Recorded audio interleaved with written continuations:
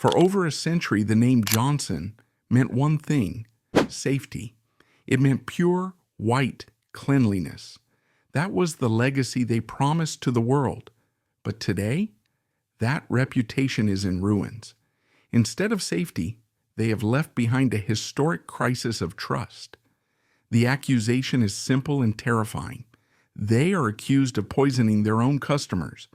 We are talking about tens of thousands of women suffering from cancer. We are talking about billion-dollar lawsuits. An empire that was once the pride of America is now exposed. They were profiting off our health, but the darkest failure isn't in the courtroom. It is inside the family itself. The heirs inherited mountains of cash, but they also inherited misery. Just look at the billionaire heiress, Casey Johnson. She didn't die like royalty. She died alone, surrounded by trash and rats. Her tragic end is the ultimate proof of this family's failure. They won in business, but they completely lost at being human. From Civil War bandages to the 1957 asbestos cover-up, the origins of the Johnson & Johnson empire are rooted in the blood and gore of 19th century American medicine. Before the company became a household name synonymous with gentle baby care, it was forged in the brutal reality of the post-Civil War era, a time when surgery was often a death sentence. The patriarchs of the dynasty, three brothers named Robert Wood Johnson I, James Wood Johnson, and Edward Meade Johnson, were not born into wealth. They were the sons of a Pennsylvania farmer, pragmatists who looked at the medical landscape of the 1880s and saw a terrifying problem: infection. In the 1870s and 80s, doctors operated in frock coats, stiff with the dried blood of previous patients. They used unsterilized instruments and bandaged wounds with scrap cotton swept from the floors of textile mills. The mortality rate for surgical patients was staggering, often exceeding 50%, not from the surgery itself, but from the sepsis that inevitably followed. The intellectual spark for the Johnson Empire came from a British surgeon named Joseph Lister. Lister had proposed a radical theory that invisible germs caused infection and that sterile environments could save lives. While the American medical establishment was slow to accept this germ theory, Robert Wood Johnson I, the eldest and most ambitious of the brothers, was a believer. He attended a lecture by Lister in 1876 and had a revelation. If Lister was right, the world didn't just need better doctors, it needed better products. It needed sterile dressings. In 1886, the three brothers pooled their resources and rented a small former wallpaper factory in New Brunswick, New Jersey. They had 14 employees and a singular mission: to mass produce the world's first sterile surgical dressings. Their timing was perfect.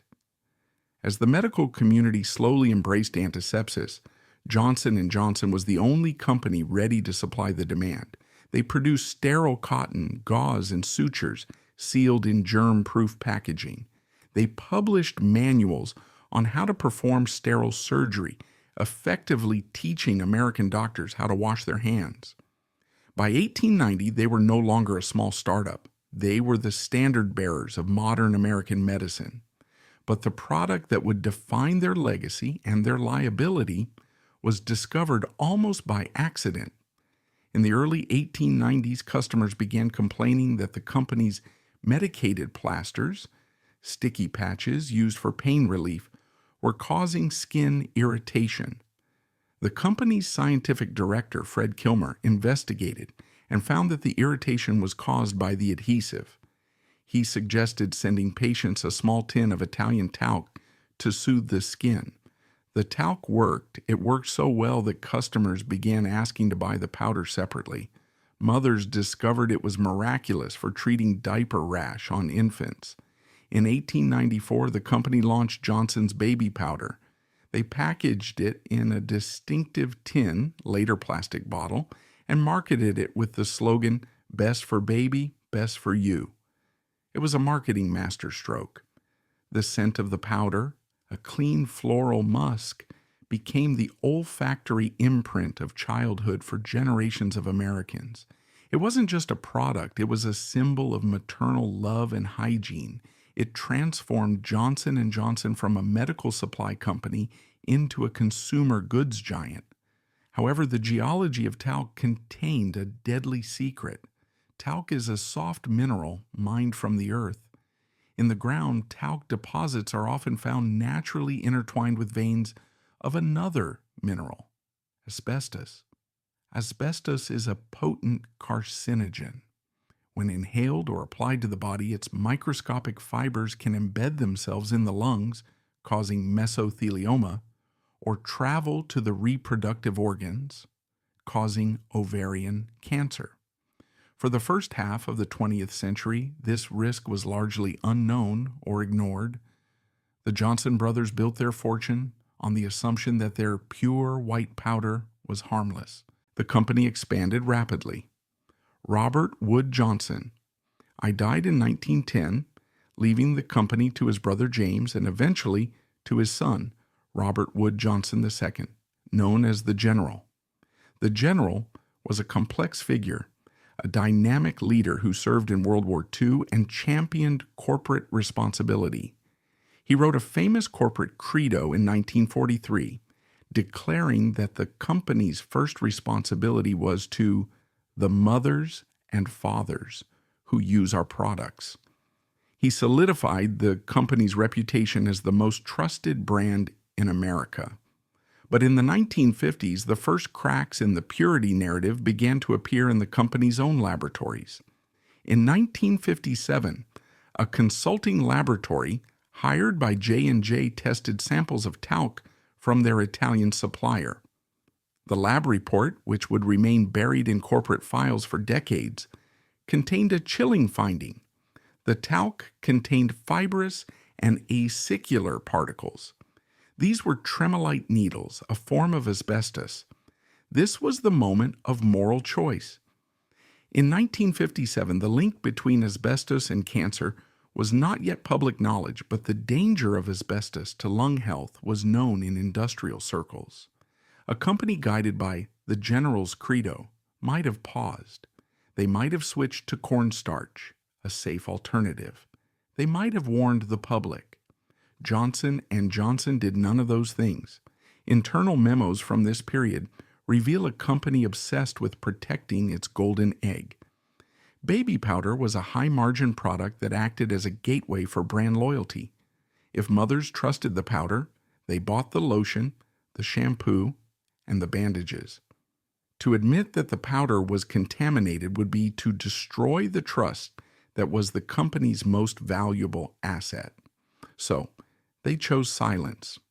Throughout the 1960s, as the company expanded into a global pharmaceutical empire, buying Janssen Pharmaceutica in 1961 and developing new drugs like Haldol, the secret of the talc remained locked in the files in New Brunswick.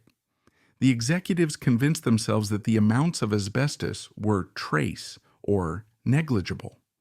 They developed testing methods that were deliberately insensitive, designed not to find the fibers. In 1969, the threat became external. A doctor named J.J. Cheville published a paper suggesting that talc could be contaminated. J&J's medical director wrote a private memo to senior management. There is no denying that there are situations where asbestos can be demonstrated. But publicly, the company denied everything. By the end of 1970, Johnson & Johnson was a fortress of contradictions. It was the company of the General, famous for its ethics and its sterile bandages. It was the company that saved lives with its surgical supplies. But it was also a company sitting on a toxic time bomb. The baby powder that was being dusted onto millions of infants every day was, according to their own secret data, tainted. While the executives managed this secret, the Johnson family itself was beginning to fracture. The vast wealth generated by the company, hundreds of millions of dollars in dividends, was flowing to a generation of heirs who had never worked in the factory, never mixed a batch of talc, and never known struggle. The Band-Aid barons were becoming the jet-set Johnsons, and the money that came from the purest product on earth was about to fuel a generation of excess, scandal, and tragedy that would rival the Borgias. Why didn't they just switch to cornstarch? When the internal warnings became a public threat in the early 1970s, the executives faced a defining choice.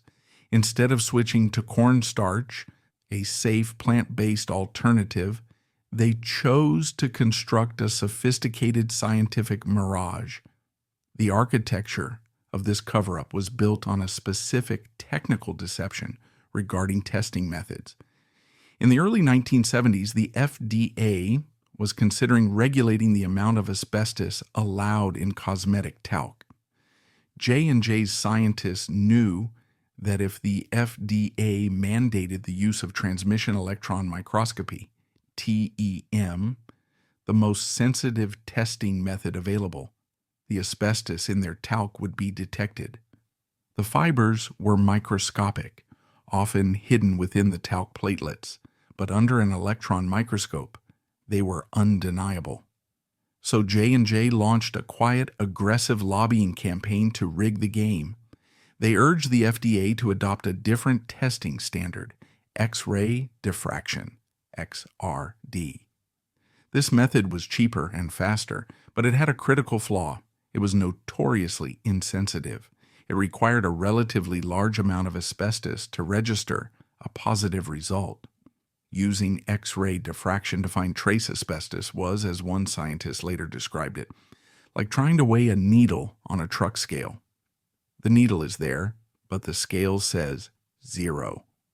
Throughout 1972 and 1973, J&J sent assurances to the FDA that their talc was asbestos-free, based on the results of these less sensitive tests. They omitted the results from their own internal labs that used the better technology and found the cancer-causing fibers. In one particularly damning memo from 1973, a company executive explicitly stated that the goal was to prevent the FDA from adopting a method capable of detecting trace levels. The strategy worked. The FDA, underfunded and reliant on industry data, backed down. They did not mandate a strict zero-tolerance policy or a specific testing method. They essentially allowed Johnson & Johnson to police itself. Secure in the belief that the regulatory threat had been neutralized, J&J pivoted from defense to offense. The 1970s saw the company launch a massive marketing campaign to expand the usage of baby powder. They realized that the birth rate was fluctuating, but the adult population was growing. They needed to convince grown women to dust themselves with talc every day. This was the birth of the shower-to-shower era. The advertising jingle, "A sprinkle a day helps keep odor away," became a cultural earworm. The marketing explicitly targeted women, encouraging them to use the powder on their inner thighs and genital area for freshness. This marketing strategy was a triumph of salesmanship, driving millions of units off the shelves. But biologically, it was a catastrophe. By encouraging women to apply talc to the perineal area, J&J was creating a direct delivery system for asbestos to enter the reproductive tract. They were building a highway for carcinogens to travel from the bathroom counter to the ovaries. While the consumer division was dusting America with toxic powder, the company faced a sudden external shock that would test its ability to manage a crisis in real time. On the morning of September 29, 1982, 7 people in the Chicago suburbs collapsed and died after taking extra-strength Tylenol.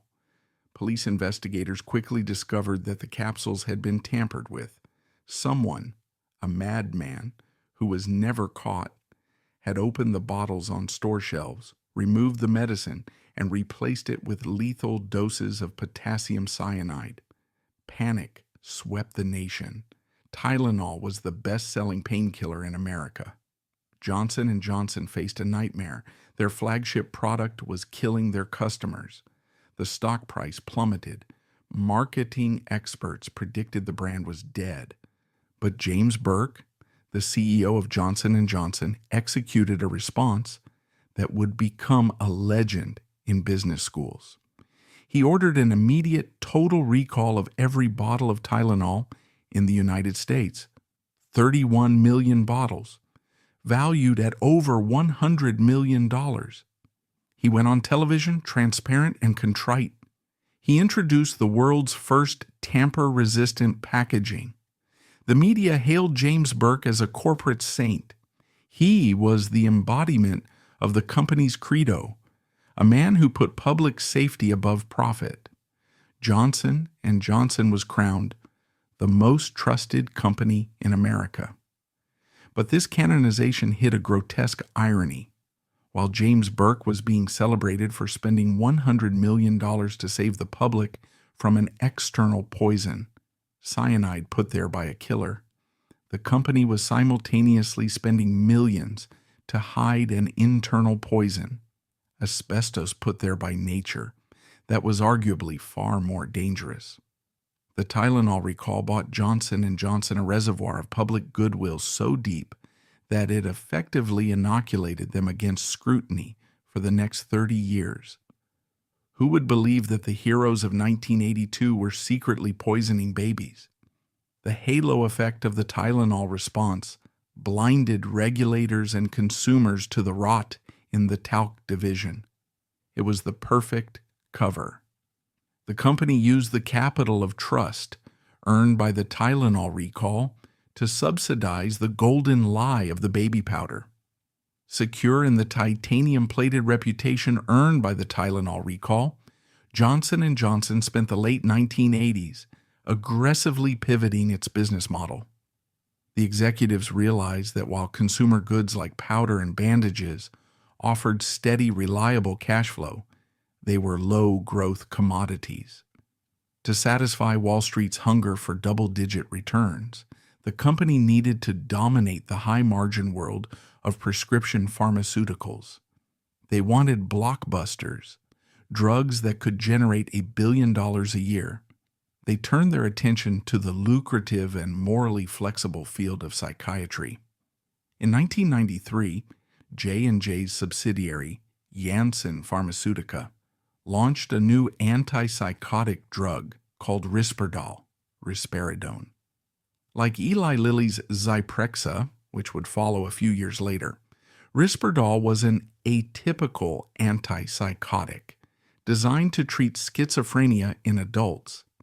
It was a powerful brain-altering chemical that could silence voices and stabilize moods without the zombie-like side effects of older drugs like Thorazine.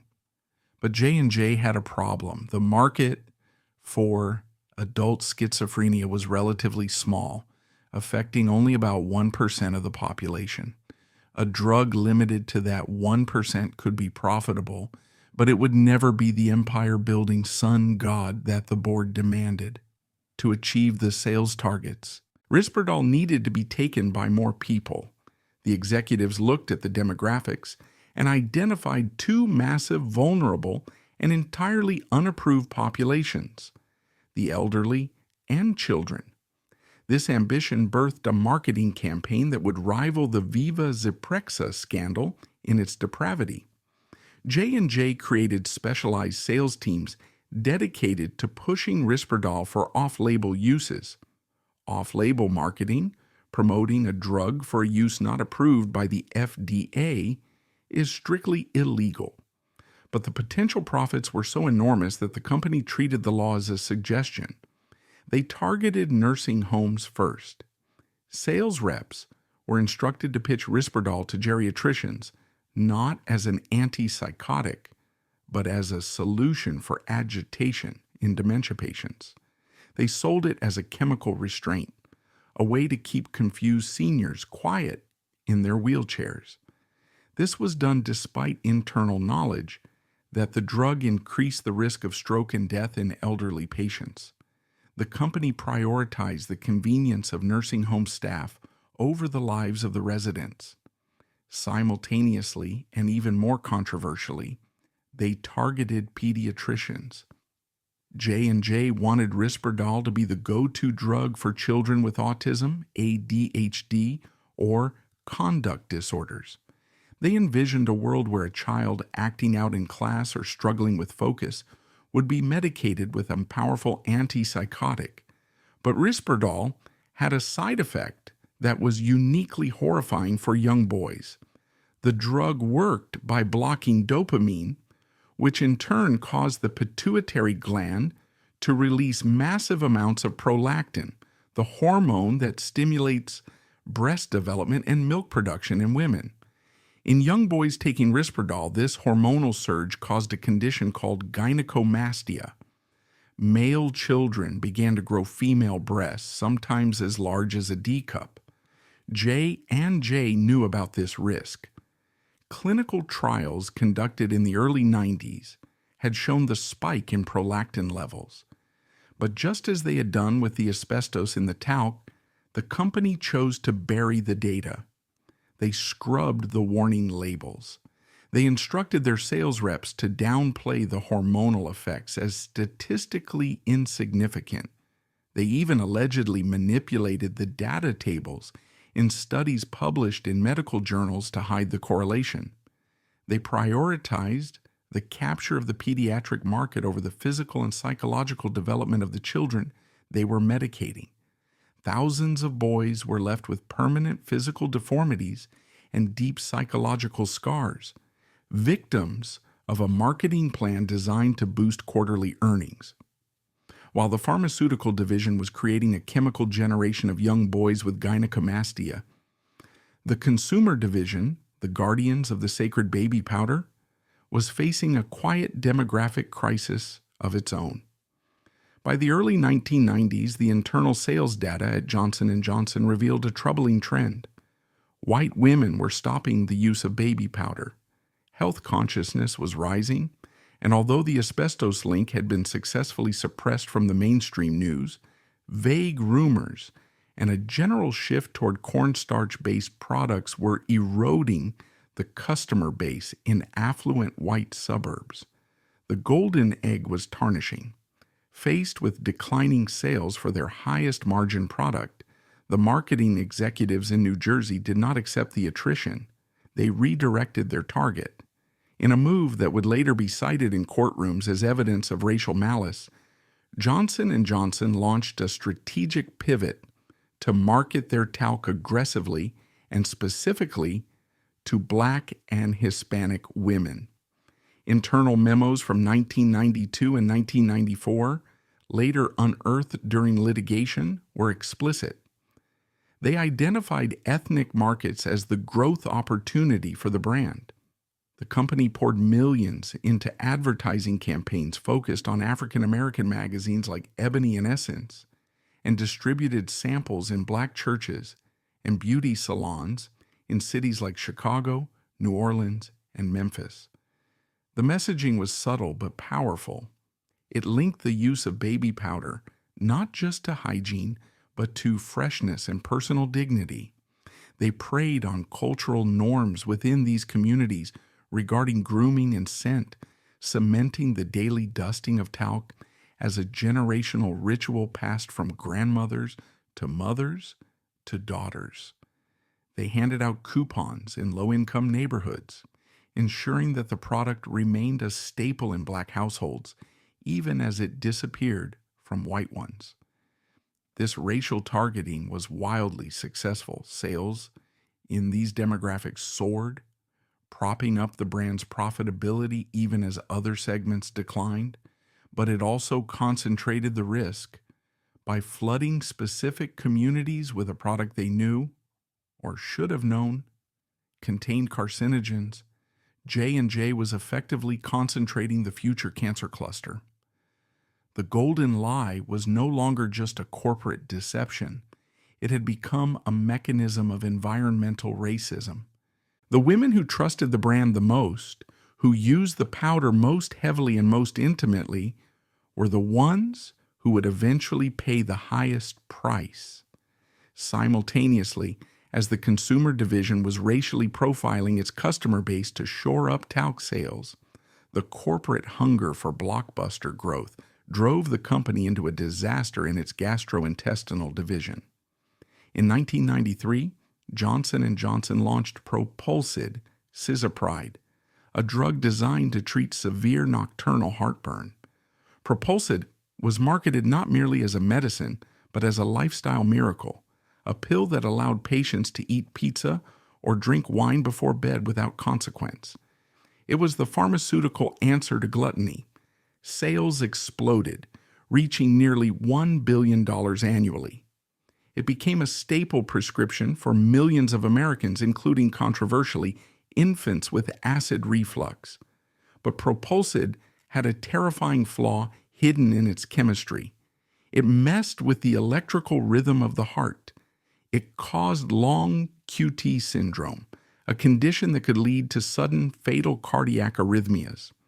Reports began to filter into the FDA of healthy people, including children, dropping dead from cardiac arrest after taking the drug. J&J's response followed the now familiar playbook of the golden lie. They resisted a recall. They blamed the patients for having pre-existing conditions or for taking the drug with other medications, contraindications. They fought the FDA on black box warning labels, arguing that the risk was minimal. It wasn't until 2000, after 80 confirmed deaths and likely hundreds more unconfirmed, that the FDA finally forced the drug off the market. J&J eventually paid $90 million to settle the lawsuits, a pittance compared to the billions in revenue the drug had generated during its 7 years on the market. The Propulsid saga reinforced the lesson that had been learned with asbestos. Delay is profitable. Every day a dangerous product stays on the shelf is a day of revenue that can never be clawed back. The company had effectively calculated the cost of human life against the quarterly earnings report and decided the trade-off was acceptable. In the final years of the millennium, seeking to diversify away from the volatility of pharmaceuticals, J&J made a massive play in the world of medical devices. In 1998, they acquired Dupuy, a manufacturer of orthopedic implants, for $3.5 billion. It was a strategic masterstroke, making J&J a titan in the business of hip and knee replacements for an aging baby boomer population. But the culture of profits over safety infected this new division immediately. Dupuy rushed to market a new type of hip implant, the ASRXL acetabular system. It was a metal-on-metal design intended to be more durable for younger, active patients. It was a catastrophe of engineering. The metal ball ground against the metal cup, releasing toxic cobalt and chromium ions into the patient's bloodstreams and surrounding tissues. This metallosis caused tissue necrosis, bone dissolution, and excruciating pain. The implants failed at horrific rates, leaving thousands of people crippled and requiring brutal revision surgeries to hammer out the defective hardware. Internal documents would later show that Dupuy executives knew the design was flawed. They had seen data indicating high failure rates in clinical testing, but modeled the failure cost, lawsuits, against the profit margin, market share, and decided to proceed. They treated human hips like defective car parts, calculating that it was cheaper to pay settlements later than to delay the launch now. As the year 2000 closed, Johnson & Johnson stood at the zenith of American capitalism. It was a triple threat empire, a pharmaceutical giant, Risperdal, a consumer goods icon, baby powder, and a medical device titan, Dupuy. Its stock was a staple of every pension fund in America. Its CEO was a regular at the White House. The Johnson family heirs were some of the wealthiest people on the planet, living in a world of private jets and polo matches, funded by this diverse stream of revenue. But the foundation of this wealth was a lattice of ticking time bombs. The asbestos in the baby powder was still being dusted onto infants, specifically targeted at minority communities. The Risperdal boys were growing breasts. The Dupuy hips were grinding metal into bone, and the propulsed victims were in their graves. The golden lie had held for decades, held together by the glue of the Tylenol reputation. But the new century would bring a new kind of scrutiny. The internet was arriving, allowing victims to connect the dots. And the family that lived off this dirty money was about to implode in a spectacle of death and degeneracy that would prove that the rot in the factory had spread to the mansion. As the 20th century drew to its close, Johnson & Johnson was not just a corporation. It was a fortress of American exceptionalism. By 1999, the company's stock had split dozens of times, creating a legion of millionaires among its long-term shareholders and cementing the Johnson family as one of the wealthiest clans on earth. The golden lie had worked. The strategy of aggressive denial regarding the asbestos, coupled with the halo of the Tylenol recall, had created a brand so Teflon-coated that even the deaths associated with Propulsid or the whispers about Risperdal could not scratch it. The company ended the millennium with a market capitalization that rivaled the GDP of small nations, a testament to the power of branding over biology. However, in the deepest recesses of the corporate archive, the ghost of the talc issue refused to vanish. In 1997, a toxicologist hired by the company wrote a memo that would eventually become a cornerstone of future litigation. In it, he acknowledged that despite decades of denials, the fundamental problem remained. It was geologically impossible to guarantee that the talc mines were asbestos-free. "We cannot say that our talc is asbestos-free," the memo warned, "only that we cannot detect it." This distinction between purity and undetectability was the razor's edge upon which the entire empire balanced. Yet publicly, the company continued to assure the FDA and the world that Johnson's baby powder was as pure as snow. This era of the golden lie, 1971 to 2000, was defined by a specific successful arrogance. The executives believed that they could manage nature with marketing and manage liability with settlements. They believed that the credo carved into the wall of their headquarters, "We believe our first responsibility is to the mothers and fathers," was compatible with a business model that knowingly exposed those mothers to carcinogens and those fathers to defective hip implants. They had constructed a reality where profit was the ultimate proof of virtue. But this accumulation of wealth came with a price that did not appear on the balance sheet. The billions of dollars siphoned from the sick and the trusting were flowing into the private trust funds of the Johnson heirs. And just as the toxic dust was silently corrupting the bodies of the customers, the toxic money was silently corrupting the souls of the children who spent it. The corporate machine was functioning perfectly, but the family it supported was about to prove that money earned without conscience carries a curse that no amount of luxury can cure. The golden age of the corporation was ending. The dark age of the family was beginning. Does money destroy family? As the 1970s progressed, a profound moral schism began to tear the Johnson dynasty apart. In the sterile laboratories of New Brunswick, the corporation was ruthlessly focused on efficiency and the suppression of toxicological data regarding asbestos. But in the manicured estates of New Jersey and Florida, the family that owned the company was descending into a chaotic spectacle of consumption lust, and greed that would dominate the tabloids for decades. The Johnson curse was no longer a whisper. It was a screaming headline.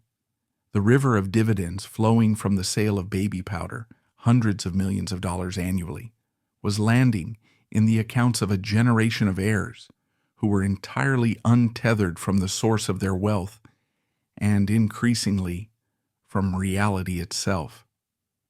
The epicenter of this familial disintegration was J. Seward Johnson Sr., the second son of the company's founder. Seward was a man who had never known a day of financial want. He was the prototype of the useless heir, a hypochondriac, a serial philanderer, and a man whose emotional maturity had been permanently stunted by the buffer of his billions. He sat on the board of directors of Johnson & Johnson, but his presence was purely ceremonial. His true vocation was self-indulgence. By 1971, at the age of 76, Seward was bored. His third marriage was stale. He was looking for a final act of vitality before the grave. He found it in the servants' quarters. In May 1971, the Johnson household hired a new chambermaid. Her name was Basia Piasecka. She was 34 years old, a Polish immigrant who had arrived in the United States with a degree in art history, $100 in her pocket, and a fierce, burning ambition to escape poverty. She spoke little English, but she possessed a volatile, fiery temperament that captivated the aging, senile patriarch. She was everything his WASP family was not, alive, angry, and hungry. Within months, the maid had become the mistress, and in 1971, Seward Johnson detonated a nuclear bomb within the American Social Register. He announced he was divorcing his wife of 32 years, Esther, to marry Basia. The scandal was absolute. To the Johnson children, Seward Jr., Mary Lee, Elaine, Jennifer, James, and Joyce, this was not a romance. It was a hostile takeover. They viewed Basia as a caricature of the predatory gold digger, a woman who had used her youth and cunning to enchant a confused old man suffering from early dementia. They watched in horror as she moved from scrubbing the floors to ordering the staff, instantly transforming from the help into the matriarch of one of the world's largest fortunes. Following the marriage, Seward and Basia embarked on a spending spree that was grotesque, even by the standards of the billionaire class. They decided that their love required a monument. They purchased 140 acres of prime land in Princeton, New Jersey, and began the construction of Jasna Polana, Polish for bright glade. This was not a house, it was a palace designed to humiliate their neighbors with its opulence. The construction costs ballooned to $25 million, equivalent to over $100 million today. It was the most expensive private home in America at the time. The details of the estate became the stuff of legend and ridicule. Basia ordered the installation of an air-conditioned doghouse for her mastiffs, complete with a kitchenette for a chef to prepare their meals. She built a heated glass wing specifically for her orchid collection. The bathrooms were clad in marble imported from the same quarries used by Michelangelo, but the true excess was on the walls. Basia, utilizing her art history background and Seward's bottomless checkbook, began to raid the auction houses of Europe. They spent tens of millions of dollars acquiring old masters, Raphael, Botticelli, Rembrandt. They were buying culture by the pound, trying to purchase the aristocratic legitimacy that the maid and the old man lacked. The contrast between the source of the money and its expenditure was sickening. In the factories of New Brunswick, Johnson & Johnson managers were suppressing data about carcinogens in baby powder to save pennies on production costs. In Princeton, the owner of those factories was spending that blood money to buy gold-plated faucets. As the estate rose, the family fell apart. Basia now firmly in control of Seward's life, began to systematically isolate him from his children. She intercepted their phone calls. She screened their letters. She fed Seward a steady diet of paranoia, convincing him that his own flesh and blood were merely greedy vultures waiting for him to die. The tragedy was that she wasn't entirely wrong. The Johnson children were a troubled, dysfunctional brood, each damaged in their own way by the curse of the money. Mary Lee Johnson, the eldest daughter, was the most tragic figure. She had been haunted for years by a dark family secret, allegations of sexual abuse by her grandfather, the founder, that had shattered her psyche. She had been disinherited once before for marrying the wrong man and lived in constant fear of her father's whims.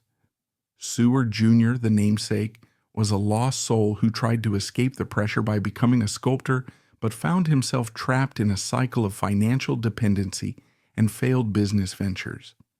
Jennifer Johnson, a photographer, struggled with addiction and depression. They were a generation of trust fund babies who had been given everything except love and purpose. They relied on the quarterly dividend checks from Johnson & Johnson to fund their lifestyles, and now they watched as those dividends were diverted to buy Bazia's jewelry and fund the construction of the Princeton Palace. The tension reached a breaking point in the early 1980s. J. Seward Johnson Sr. was dying.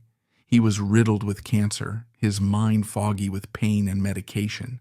He was entirely dependent on Basia for his physical care. It was in this state of extreme vulnerability that the final betrayal was engineered.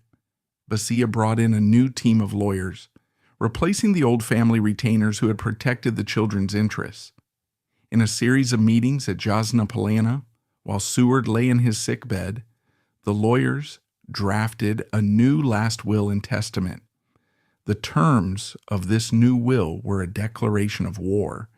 It revoked all previous arrangements. It left the entirety of his estate, the cash, the stocks, the art, the palace, to Basia Piaseca Johnson. The children were effectively disinherited. They were left with nothing but the trust funds established for them decades earlier.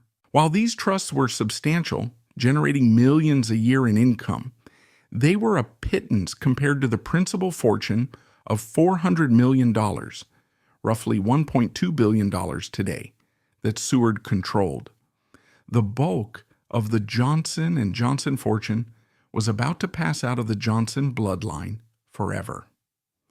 On May 23, 1983, J. Seward Johnson Sr. died. He was 87 years old. The funeral was a tense, surreal affair.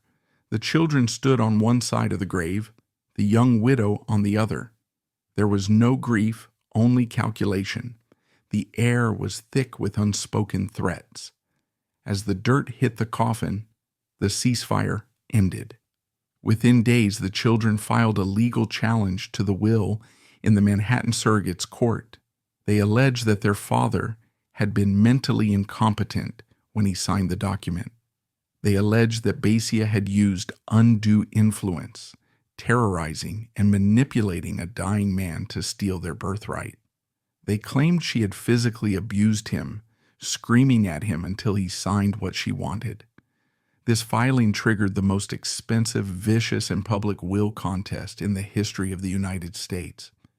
It would be a trial that stripped the Johnson dynasty naked in the public square, exposing every secret, every addiction, and every cruelty that the money had tried to hide.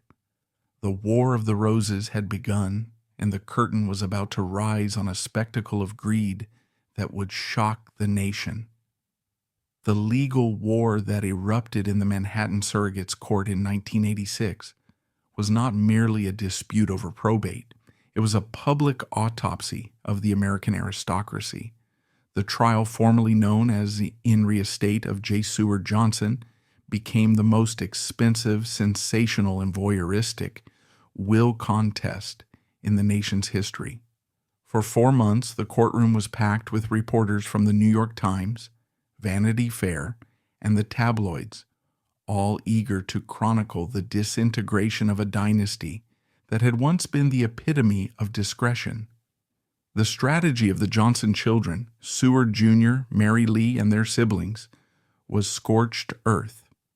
To win their inheritance back from Basia, they had to destroy their father's memory. They painted a portrait of J. Seward Johnson Sr., not as a titan of industry, but as a drooling, incontinent husk who had been mentally evicted from his own life years before his death.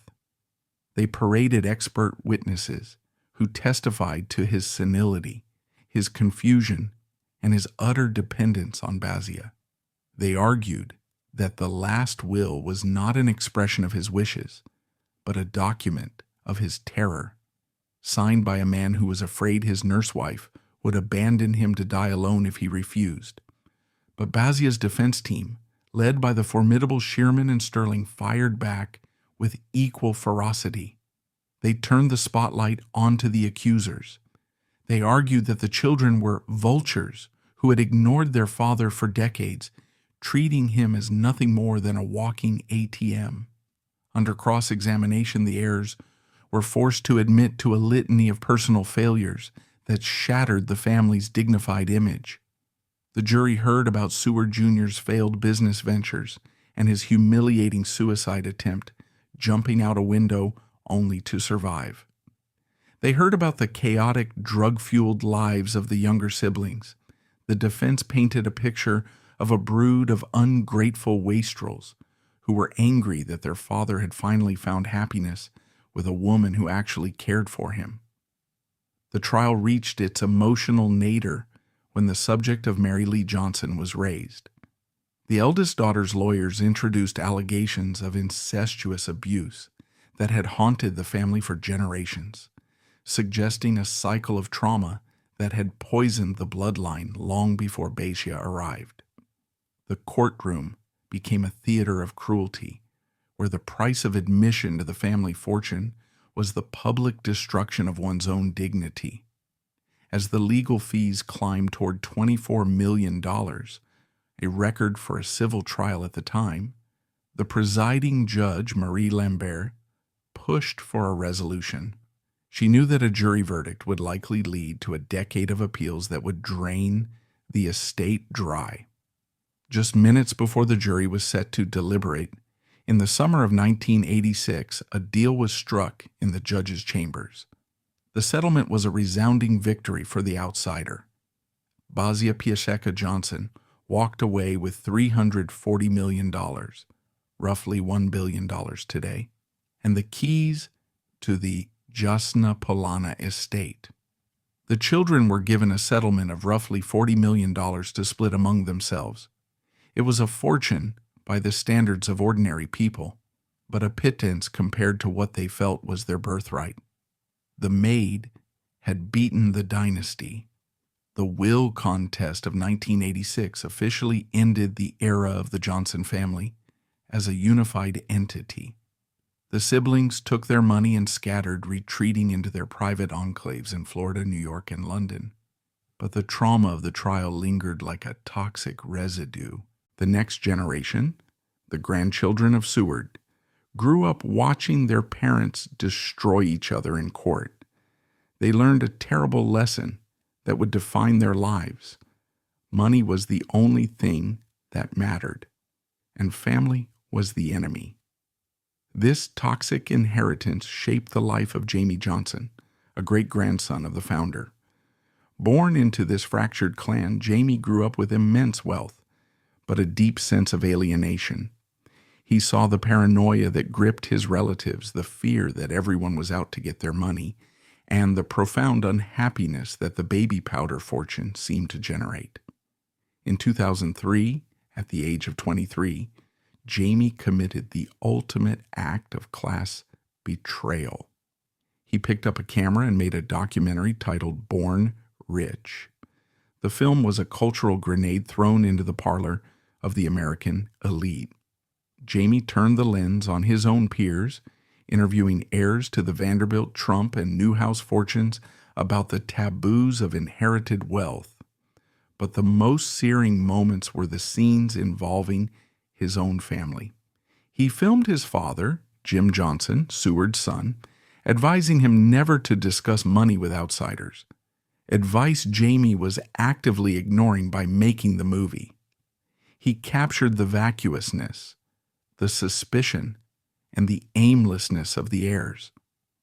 When Born Rich premiered at the Sundance Film Festival and was subsequently bought by HBO, the reaction from the Johnson dynasty was nuclear. They viewed Jamie not as an artist, but as a traitor. His own father sued him to stop the release of the film. He was effectively excommunicated, banned from family gatherings, and cut off from the inner circle. The curse had mutated. It was no longer just about fighting for money. It was about fighting for silence. The family that had covered up the asbestos in their factories was now trying to cover up the emptiness in their souls. But if Jamie was the rebel who escaped by exposing the truth, his cousin Casey Johnson was the victim who was swallowed by the lie. Casey was the daughter of Woody Johnson, one of Seward's grandsons. Woody was the success story of his generation. He managed his inheritance well, bought the New York Jets football team, and became a major Republican donor. But while Woody was building his public profile, his daughter was disintegrating. Born in 1979, Casey Johnson was the it girl of the family. Blonde, charismatic, and fabulously wealthy, she grew up in the hermetic privilege of Manhattan's Upper East Side. But Casey carried a biological burden that was deeply ironic given her family's business. She was diagnosed with type 1 diabetes as a child. The heiress to the company that manufactured glucose meters, insulin pumps, and the very drugs used to treat the disease was battling the condition her family profited from. But for Casey, diabetes became a weapon in her war against her distant socialite parents. In a family where emotional needs were often met with financial solutions, Casey learned that her health was the only leverage she had. She famously stopped taking her insulin as a teenager to lose weight and to terrify her parents. It was a cry for help that went unheard in the noise of the jet-set lifestyle. As she entered her 20s in the mid-2000s, Casey moved to Los Angeles. She threw herself into the burgeoning reality TV culture, becoming a childhood friend and rival of Paris Hilton. She was a fixture of the tabloid scene, photographed stumbling out of nightclubs, shopping on Rodeo Drive, and engaging in public feuds. To the world, she was a spoiled brat, a caricature of the stupid rich. To those close to her, she was a young woman suffering from severe borderline personality disorder and addiction, fueled by an unlimited credit limit. Her behavior became increasingly erratic. She accused her aunt of stealing her boyfriend. She was arrested for breaking into a girlfriend's house. She adopted a child from Kazakhstan, a little girl named Ava, but struggled to care for her, passing the child off to nannies while she partied. Her family, specifically her father Woody, tried the only intervention they knew: financial coercion. In 2008, Woody Johnson reportedly cut Casey off. He restricted her access to the main family trust, hoping that poverty would force her into rehab. It was a tough love strategy applied to a person who had no survival skills. Cut off from her support system and spiraling into addiction, Casey did not get sober. She retreated. She rented a mansion on Mulholland Drive in Los Angeles, a house that looked magnificent from the street but was rotting from within. By 2009, Casey Johnson was living in a squalor that defied belief. The electricity had been cut off because she hadn't paid the bills. The pool had turned into a green, stagnant swamp. The kitchen was infested with rats. She was living like a squatter in a palace, surrounded by unwashed designer clothes and empty takeout boxes. In a final desperate bid for attention and love, Casey announced her engagement to Tila Tequila, a reality TV star known for her unstable behavior. The relationship was a media circus, mocking the dignity the Johnson family tried so hard to project. The family stopped taking her calls. They washed their hands of her. The stage was set for the final tragedy. The Johnson curse was about to claim its most visible victim, a woman who had everything and nothing, dying of a treatable disease in a city of angels. On the morning of January 4th, 2010, the silence of the rented mansion on Mulholland Drive was finally broken. A maid arriving to clean a house that had long since surrendered to squalor pushed open the door to the master bedroom. The air was stale and cold. The heating had been turned off for days.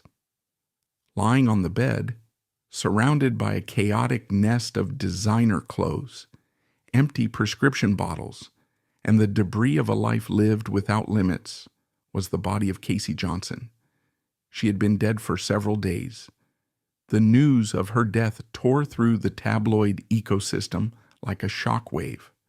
The world had watched Casey's decline in real time, treating her spiraling behavior, the feuds, the arrests, the engagement to Tila Tequila, as entertainment. But the autopsy report, released weeks later by the Los Angeles County coroner, stripped away the celebrity veneer and revealed a tragedy of profound neglect. Casey Johnson had died of diabetic ketoacidosis, DKA. This medical finding was a devastating irony that seemed scripted by a cruel novelist.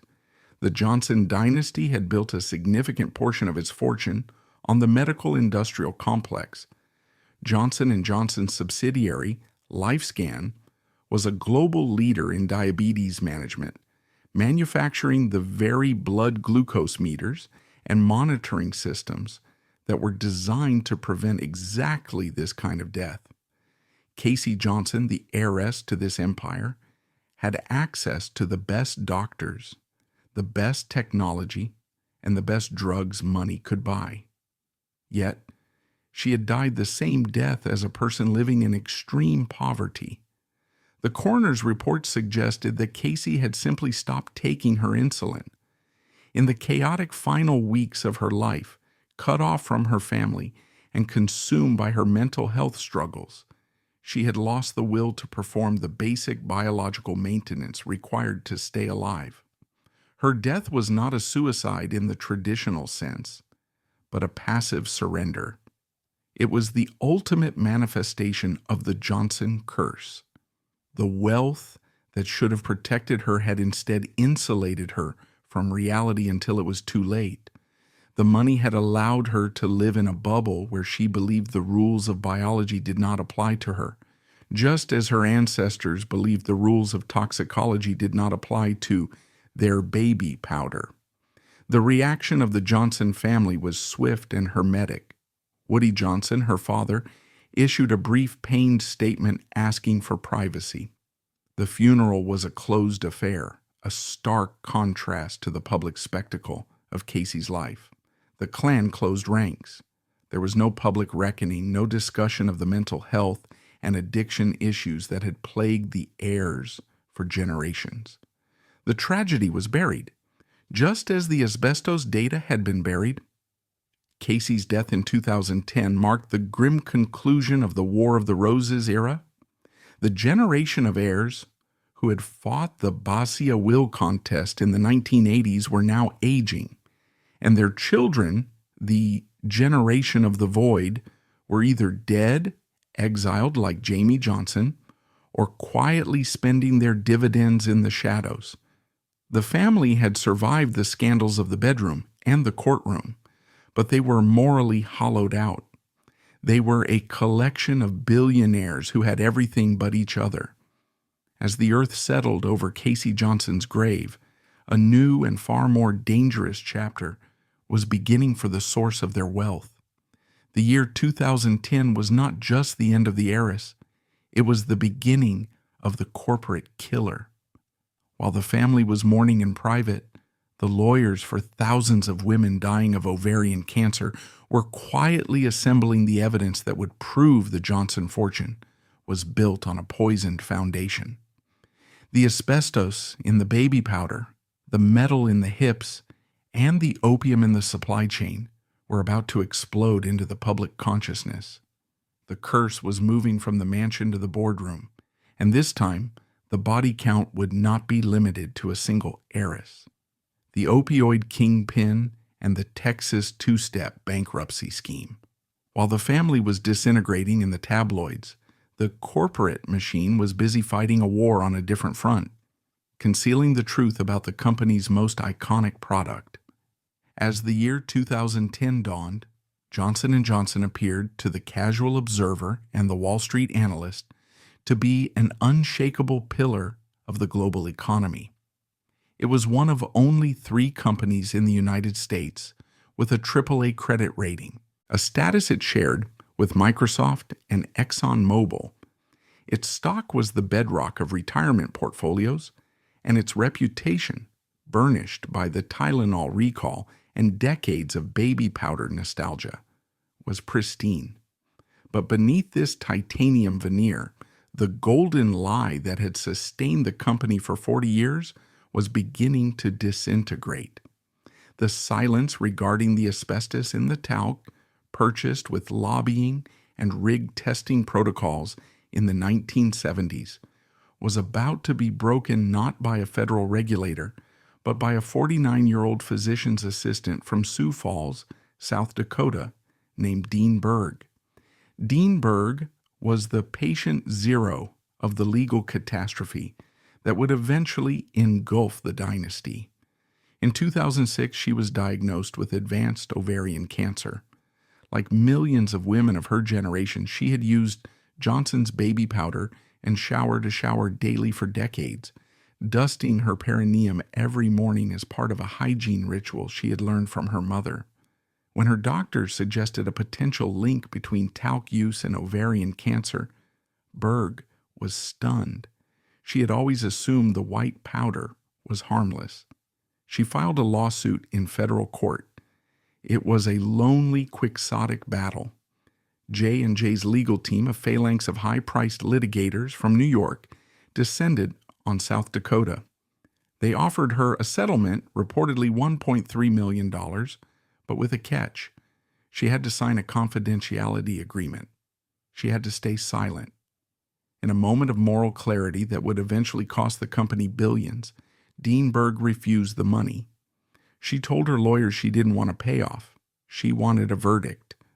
The trial, held in 2013, was the first time a jury heard the internal secrets of the Johnson & Johnson archives. Berg's lawyers presented the 1997 memo from the company toxicologist admitting that asbestos could not be proven absent. They showed the marketing plans targeting women for intimate use.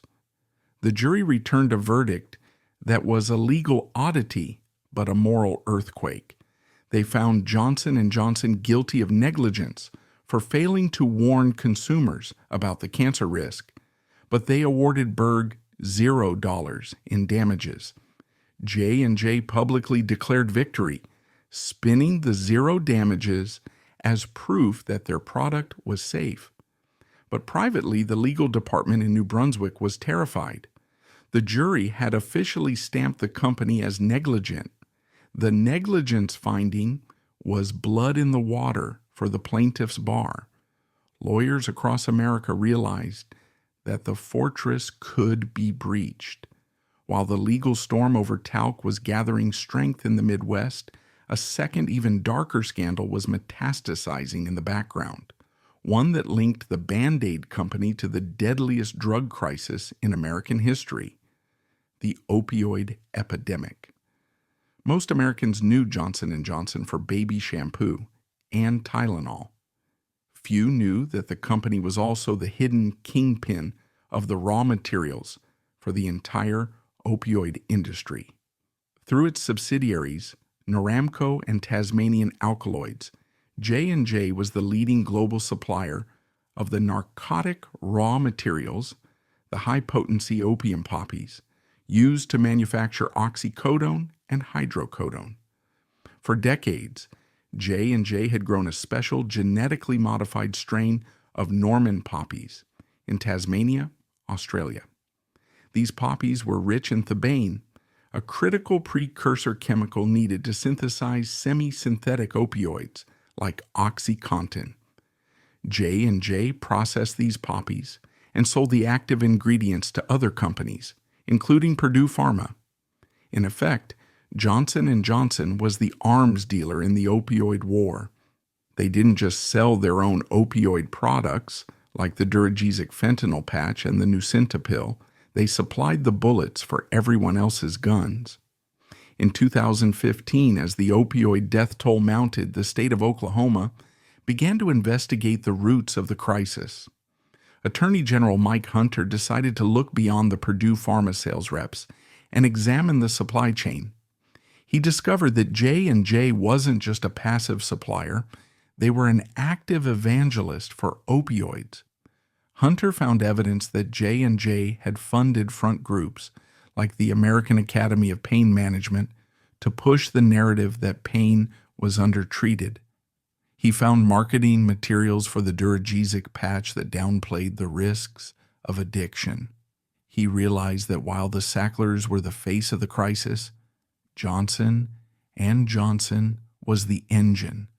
By 2016, the legal landscape for J&J had shifted from manageable risk to existential threat.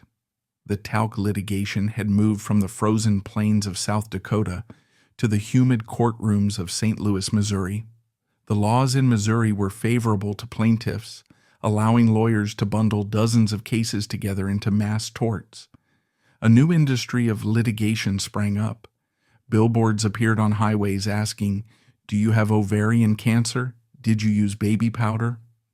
The first major verdict in St. Louis landed with the force of a meteor in February 2016. The case involved the family of Jacqueline Fox, a black woman from Birmingham, Alabama, who had died of ovarian cancer at 62. Fox had used baby powder for 35 years. Her lawyers argued that J&J had specifically targeted African American women with its marketing while knowing the risks. They presented the racial profiling memos from the 1990s that detailed the strategy to target ethnic markets to shore up declining sales. The jury was enraged. They found J&J liable for fraud, negligence, and conspiracy. They awarded the Fox family $72 million, $10 million in actual damages, and $62 million in punitive damages. Inside the courtroom, the verdict was met with gasps. Inside the J&J headquarters, it was met with shock. The executives had convinced themselves of their own golden lie. They believed the science was on their side. They couldn't fathom that a jury would believe they were poisoning women. They vowed to appeal, dismissing the verdict as an aberration caused by a runaway jury. But 3 months later, in May 2016, another St. Louis jury heard the case of Gloria Ristasund. They awarded her $55 million. 5 months after that, in October 2016, a third jury awarded Deborah Giannichini $70 million. The pattern was undeniable. When regular Americans saw the internal documents, the memos discussing fibrous talc, the lobbying efforts to suppress the FDA, the marketing plans targeting minorities, they didn't see a responsible corporation. They saw a monster. They saw a company that had traded the lives of women for the profit margin on a bottle of powder. By 2017, the legal firewall that Johnson & Johnson had relied upon for decades was not just cracking, it was collapsing. The string of multi-million-dollar verdicts in St. Louis had alerted the plaintiff's bar that the golden lie was vulnerable. Law firms across the country began to pour resources into finding victims.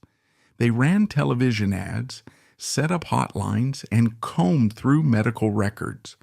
The number of lawsuits filed against the company exploded from a manageable few hundred to over 5,000, then 10,000. But the most devastating blow to the company's treasury and reputation arrived in July 2018 in a courtroom in St. Louis that became the scene of a historic reckoning. The case, Ingham v. Johnson & Johnson, involved 22 women who sued the company jointly. They were a tragic sorority. Some were mothers, some were grandmothers, and 6 of them had already died before the trial began. Their depositions read into the record from beyond the grave. Their stories were hauntingly similar. Decades of trusting the white bottle, followed by the devastating diagnosis of ovarian cancer. The trial lasted 6 weeks. The jury saw the internal memos from the 1970s. They saw the company's efforts to influence the FDA. They heard experts testify that asbestos fibers had been found in the plaintiff's ovarian tissues. But what sealed the company's fate was the arrogance of its defense. J&J's lawyers continued to insist that the product was perfectly safe, dismissing the women's claims as junk science. The jury did not agree. After deliberating for less than a day, they returned a verdict that shook the global financial markets. They awarded the 22 women $550 million in compensatory damages and a staggering $4.14 billion in punitive damages. The total verdict was $4.69 billion. It was the 3rd largest personal injury verdict in United States history. The size of the punitive damages intended to punish the company sent a clear message. The jury believed that Johnson & Johnson's conduct was malicious. They believed the company had knowingly traded lives for profit. J&J immediately vowed to appeal, calling the trial fundamentally unfair. But the damage was done. The verdict signaled to Wall Street that the liability was potentially infinite. If 22 women could win $4.7 billion, what would happen when the other 10,000 cases went to trial? While the executives in New Brunswick were reeling from the St. Louis verdict, a second, perhaps more lethal blow was delivered by the press. In December 2018, the news agency Reuters published a special investigative report titled "Johnson & Johnson Knew for Decades that Asbestos Lurked in Its Baby Powder." This was not a typical news story. It was a forensic autopsy of the corporate soul. Reporters Lisa Girian and Chad Terhune had reviewed thousands of internal documents that had been unsealed during the litigation. They connected the dots that the company had spent 50 years trying to erase. They published the 1957 lab reports. They published the memos about managing the FDA.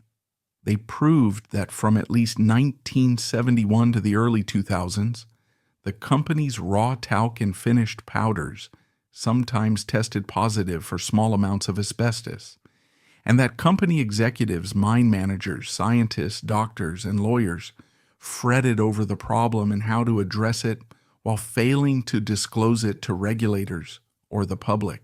The Reuters report was a nuclear detonation. It stripped away the he said, she said ambiguity of the courtroom battles and presented the cold, hard, documentary evidence of a cover-up. The market reaction was violent.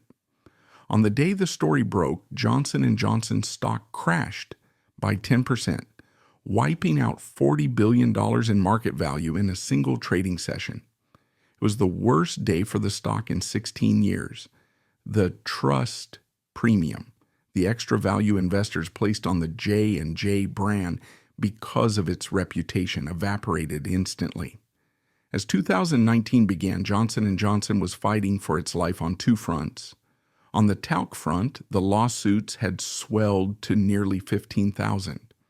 On the opioid front, the reckoning in Oklahoma was reaching its climax. In August 2019, Judge Thad Balkman in Oklahoma delivered his verdict in the state's lawsuit against J&J regarding the opioid crisis. He found the company liable for creating a public nuisance through its deceptive marketing of painkillers and its supply of raw opium materials. He ordered the company to pay $572 million to fund addiction treatment and prevention programs in the state. The verdict was the first time a court had held a pharmaceutical company responsible for the opioid epidemic. The judge's ruling was scathing. He wrote that J&J had embarked on a cynical, deceitful, multi-billion-dollar brainwashing campaign to convince doctors that opioids were safe for everyday pain. He labeled the company the kingpin of the crisis, noting that its subsidiaries supplied 60% of the active ingredients used for opioids in the United States. Johnson & Johnson was now officially a double killer in the eyes of the law, a company that caused cancer with its powder and addiction with its pills. The pressure on the board of directors was immense. The fight every case strategy was bleeding the company dry. Legal fees were running into the hundreds of millions. The reputational damage was making it difficult to recruit talent. And the verdicts kept coming. In 2020, a jury in New Jersey ordered J&J to pay $750 million to 4 punitive damages, though this was later reduced by a judge. The executives realized they needed an exit strategy. They needed a way to stop the lawsuits, cap the liability, and save the company's assets from being liquidated by juries. They needed a legal miracle. They found it in a controversial, obscure maneuver hidden deep in the corporate laws of the state of Texas. It was a legal two-step dance that allowed a company to split itself in half, dumping all its toxic liabilities into a bad bucket while keeping all its profitable assets in a good bucket. The maneuver was colloquially known as the Texas two-step. The plan, devised by the elite bankruptcy lawyers at Jones Day, was breathtaking in its cynicism. It worked like this. Johnson & Johnson would use a Texas law called a divisional merger to split into 2 new companies. One company, let's call it J&J Good Co., would keep all the cash, the drug patents, the consumer brands, and the revenue streams. The other company, J&J Bad Co., would get nothing but the 38,000 talc lawsuits and a limited funding agreement. Then, J&J Bad Co. would immediately declare Chapter 11 bankruptcy. Under U.S. bankruptcy law, a filing triggers an automatic stay. This halts all litigation against the bankrupt entity.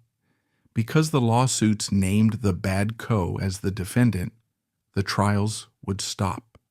The victims would be trapped in bankruptcy court, forced to negotiate a settlement from a limited pot of money, while the Good Co. continued to operate freely, paying dividends and bonuses as if nothing had happened.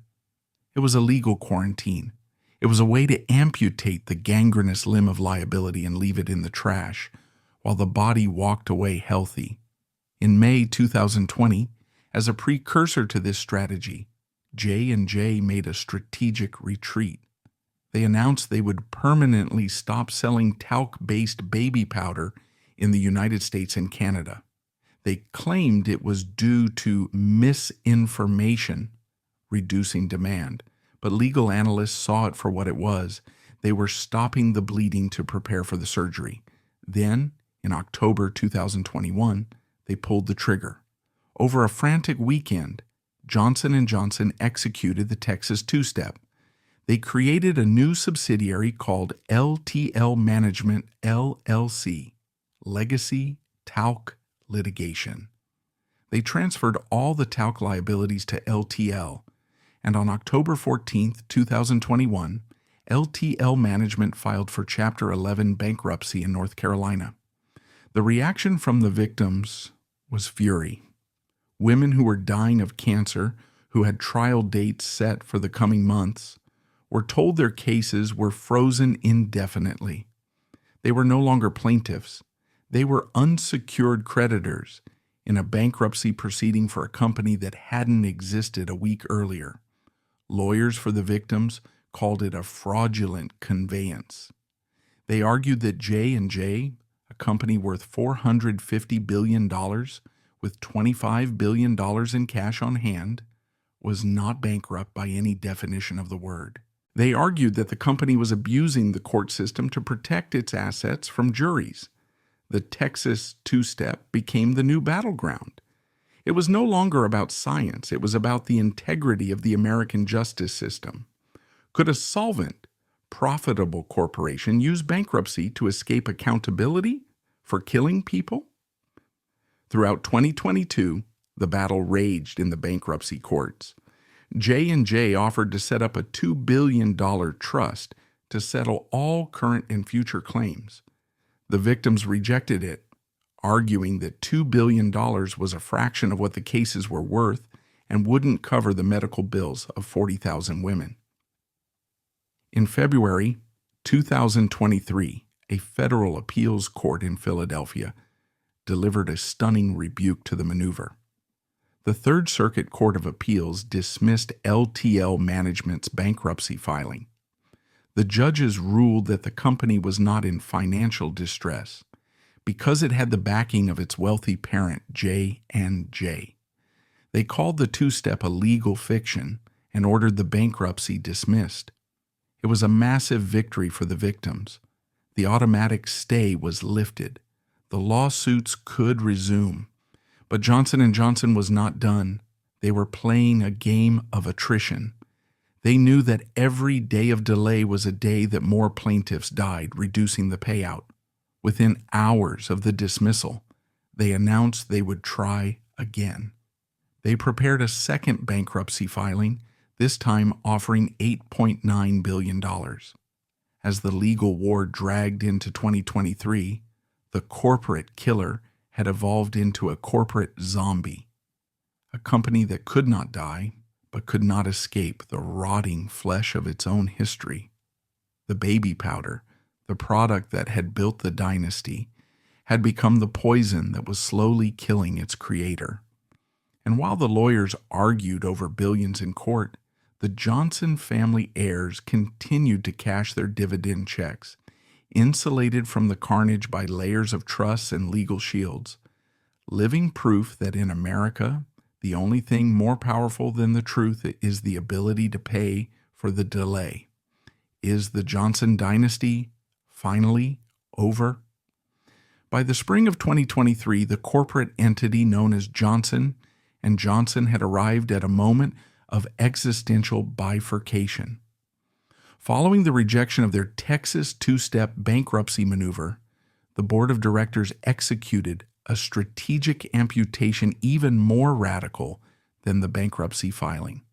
They decided to physically sever the toxic history of the company from its profitable future. In a massive restructuring finalized in August 2023, Johnson & Johnson spun off their entire consumer health division, the makers of Tylenol, Band-Aid, and the infamous baby powder, into a completely new independent company called Kenvue. To the financial press, this was a value-unlocking event. But to legal analysts and victims, it was a masterclass in corporate quarantine. The Johnson & Johnson name would slowly vanish from nursery shelves, replaced by the sanitized brand Kenvue, effectively isolating the legacy liabilities from the pharmaceutical giant. This erasure of history was made visual in September 2023 when the company announced a shocking aesthetic change. For over a century, the logo had been the distinctive cursive script based on the founder's signature. J&J killed the script, replacing it with a modern generic sans serif font. Semioticians saw this as a deliberate decapitation. By wiping the founder's signature off the building, the modern technocrats were signaling that the era of family obligation and the credo was officially over. While the marketing department erased the past, the legal department continued the war of attrition. After their second bankruptcy offer of $8.9 billion was dismissed by the courts in July 2023, the company pivoted again, in May 2024, proposing a third settlement plan of $6.48 billion over 25 years. The logic was cold. Exhaust the plaintiffs until they accept a lower payout, amounting to perhaps less than $100,000 per victim after fees. Throughout this corporate maneuvering, the silence from the Johnson family heirs has been deafening. Woody Johnson, owner of the New York Jets, spent 2023 and 2024 focused on football and politics, living a life of hyper-visible celebrity. There is no record of any heir visiting a hospice ward or offering an apology. They have treated the asbestos scandal not as a moral failing, but as a messy administrative detail to be handled by lawyers while they cash their dividends. As the middle of 2024 approached, Wall Street priced in the settlement and the stock recovered. The market decided that the cost of killing thousands of women was acceptable if amortized over 25 years. But the Johnson dynasty as a moral entity is dead. The family that built its name on the vulnerability of infants will be remembered for exploiting the vulnerability of mothers. In the end, the legacy of the Johnson & Johnson empire is a lesson in the terrifying durability of the golden lie.